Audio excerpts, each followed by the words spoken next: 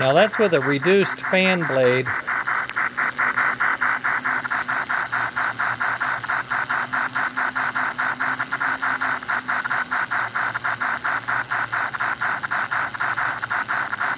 The fan blade has a reduced size.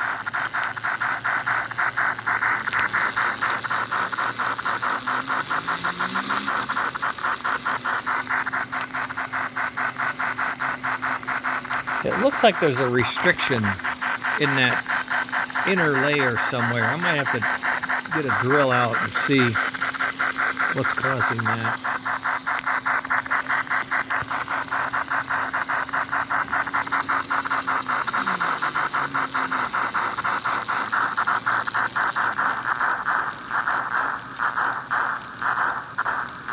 Oh my God. It's bouncing. The switch is bouncing a little bit.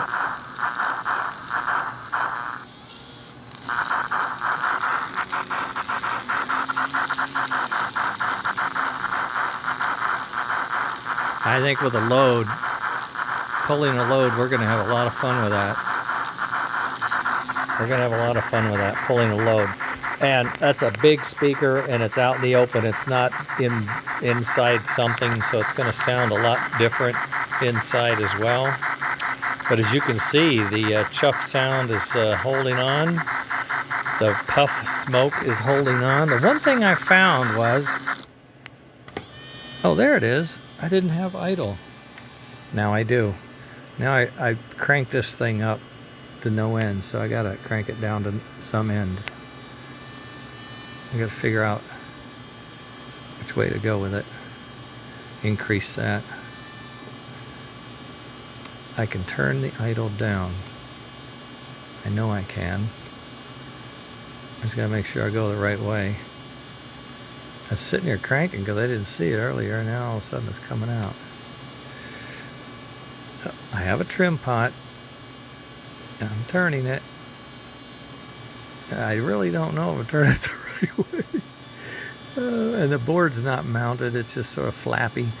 Shit. I'll have to get back to you. I'll have to get back to you on that. I'm going to get it adjusted. But the trick is,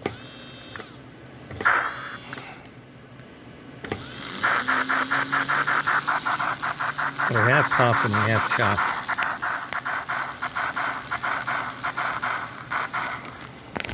Until it stops. And I might need a little more smoke. I might need a little more power. I don't know.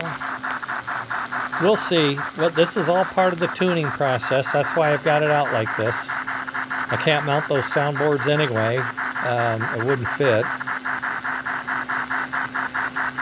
So I'm going to play with it for a while. I'm hoping by the end of the day, I mean, it's only 4, right?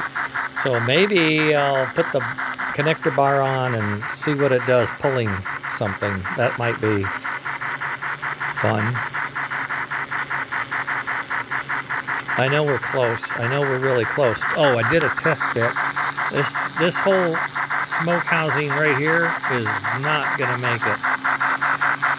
With that setup, it's too long. You can see it comes out this, past that, the main wheel there, it comes out to the middle of the second, well, almost the middle of the next wheel, but the wheel's closer together, but it definitely is going to hit this motor. Definitely.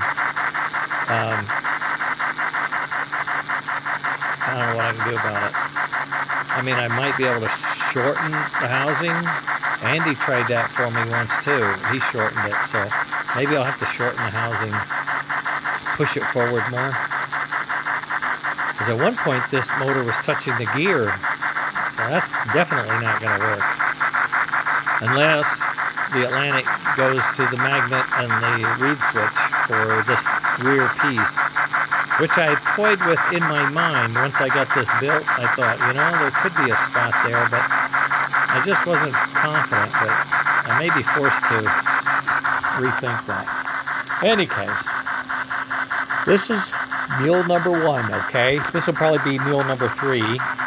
And I have another engine that'll be mule 4, and another one that'll be mule... We got mules. We'll be testing this, and I'm going to be looking for anyone who's interested in early purchase of test systems or something like that. I mean, you know, get a discount and help me test it, something like that. I'm going to have to go that way. One is I need the money to get more parts, and two, I really do need the feedback from guys that are going to use it. Okay, leaving it at that. I'll check my smoke heat. I may need more. I don't know what's going on there. Maybe I went the wrong way. No, that's the right way. May just not have enough power. May need to put more power to it. Alright, gang. We'll talk later.